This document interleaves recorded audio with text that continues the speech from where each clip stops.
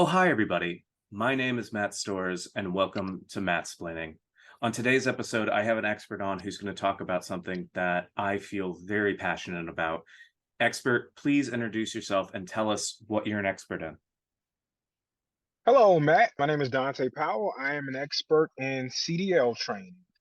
Fantastic. I feel like I know quite a bit about CDL training in that over the last decade or so, I think that there's been a really big uptick in the number of people that have been really trying to participate in CDL.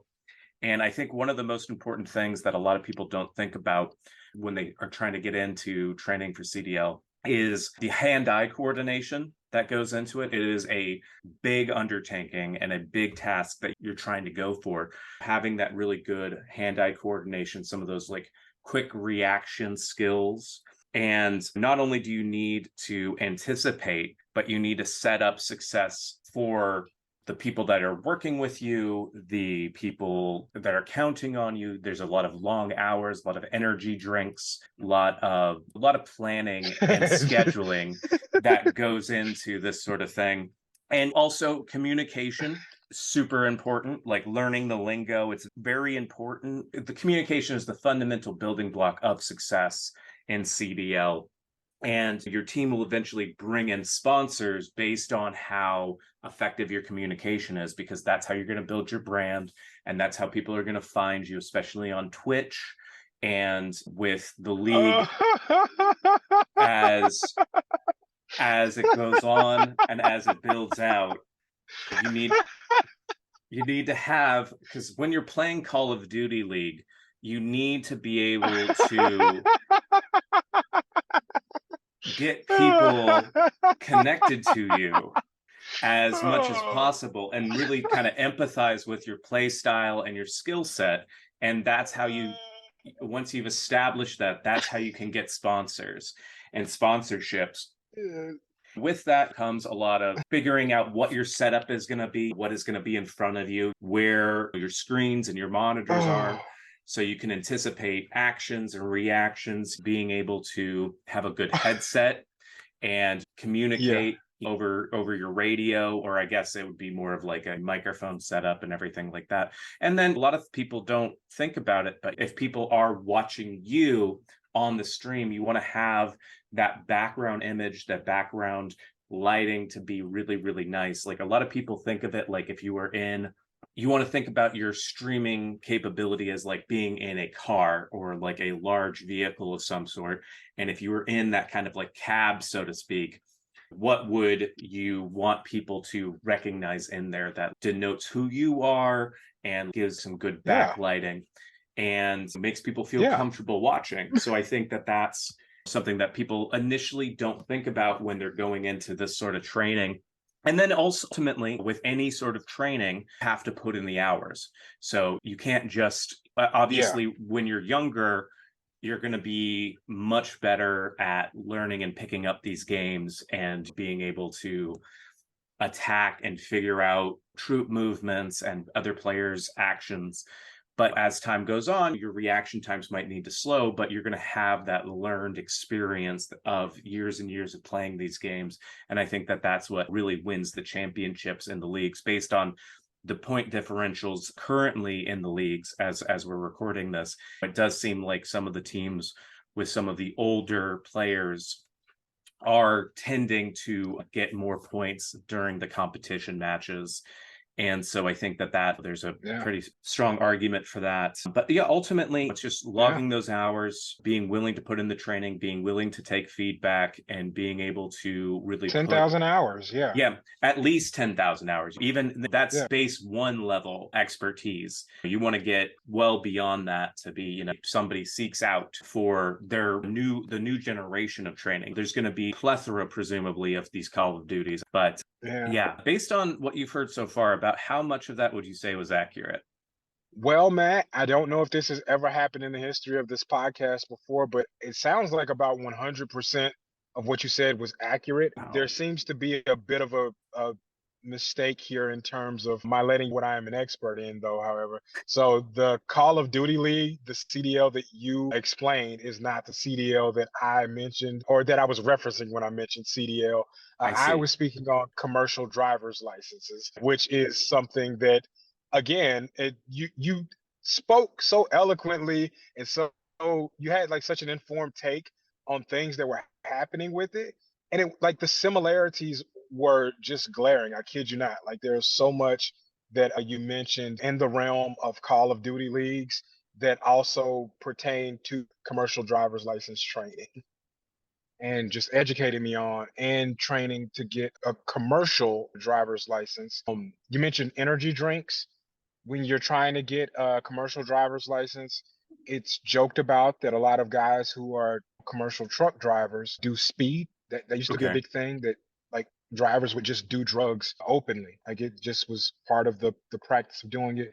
Not so much anymore. It's become a little more regulated, and we don't want people to do that, but energy drinks have taken over as the new sort of drug of choice to help keep guys awake while they drive. You don't have sponsors, but you do have companies that take you on as a driver.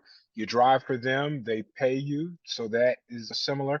And then CDL drivers, if you ever drive on the highway and you're Hmm. looking at semi drivers, a lot of times you see them wearing a headset that looks similar to the headsets that a lot of gamers wear when they stream. So there are Okay. the similarities there.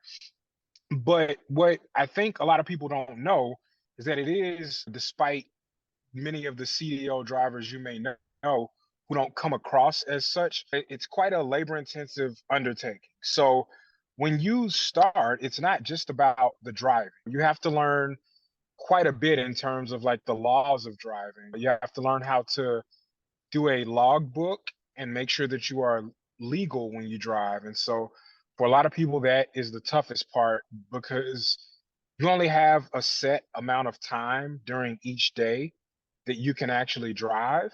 Hmm. And you have to be able to complete your work within that amount of time. And then that also is included within a larger portion of time within the week, where in a 7 day period, you have 70 hours that you have to complete whatever work you have to do for that weekend.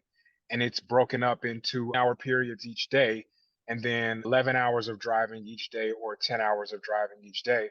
And so we have to teach these guys how to properly log that information so that they can accurately keep up with that time and be safe on the road. Because not only do you have to worry about the hazards of driving, the numerous things that come with that, but you also have to worry about making sure you're legal. And so if you randomly get pulled over for, say, um, I don't know, like having a tail light out, Hmm. the officer is going to want to look at your logbook. And if that's not correct, you could face some really serious, like thousands of dollars in fines. And so that's just the start. So that's before you ever go out and see a truck.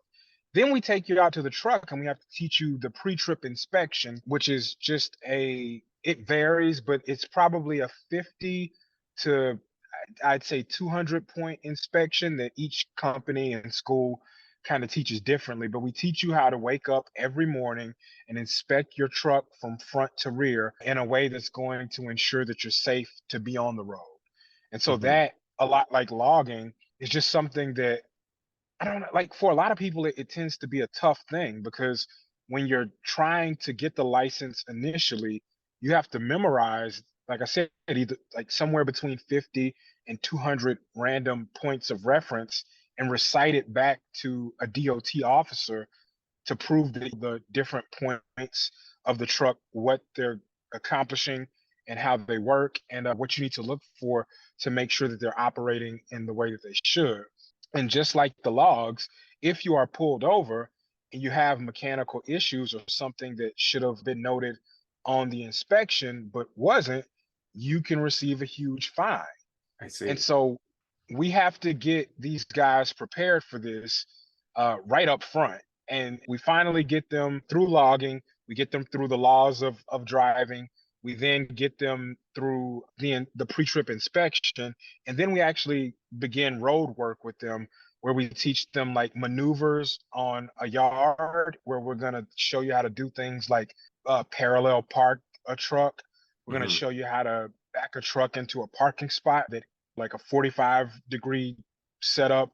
We're going to have to show you how to angle the truck into, like, we call it alley docking, because sometimes you're going to go make deliveries. You're going to have to back your tractor and trailer into an alley, and you need to know how to set up to properly do that. While we work those maneuvers with you and help you find the ways to do those, we then have to take you actually out on the road so you can drive in traffic and work on turns and things like that, and just learn the basic do's and don'ts of the road that differentiate driving 70-foot vehicle that weighs close to 40 tons. Like, there's huge differentiating factors between driving that and like your personal car or pickup truck. Right. So there's a lot that goes into it that isn't like on the forefront of people's minds when they think about it, but you have to be alert and aware of all these things and sort of able to deal with them, because the program that I worked with, we do a 4-week program where week one, you're doing, like I said, laws and logs and classroom work. Week two, you start maneuvers. Week three and four, week three, you do road work. And then week four, you're actually testing to get your CDL. And then Mhm. once you finish that, you go out for another 6 weeks with an actual trainer over the road, where you have a driver that has, multiple years of experience that's going to let you basically live in their truck with them while you guys go out and work together, and you learn the ins and outs of doing the job. Mhm. That's absolutely fascinating. My frame of reference with this kind of circumstance is a Dennis Hopper space movie. So where he and so in that movie, if you've seen it, he's under the impression that his space freighter, or whatever it is sorting sex toys, I think it is. But it actually is like transporting weapons or something like that. I've only seen it once, and it was many, many years ago, very late at night. But is that something that you kind of go over in that inspection period of like how to inspect what they might be transporting? So that would actually come into play in the portion of training that we do at the company I work with. We're a flatbed company, I meaning that see. our Okay. trailers you can see the freight on there. We do tarp it, but you can actually see the freight sitting on the flatbed. If you drive for a dry van company where the Hmm. freight is in an actual box, you may not get to see the freight. So you could very well be driving around with sex toys or weapons. You may not know. Okay. Thing with us is we do what's called load securement. And so with a Hmm. lot of our loads, the guys have to actually do the tarping and strapping to make sure that the freight doesn't move around while it's just sitting there on the trailer itself. So they would learn that in that portion of things. But because some companies train you with dry vans, Hmm. that sort of that different it's differentiated a bit from company to company, training program to training program.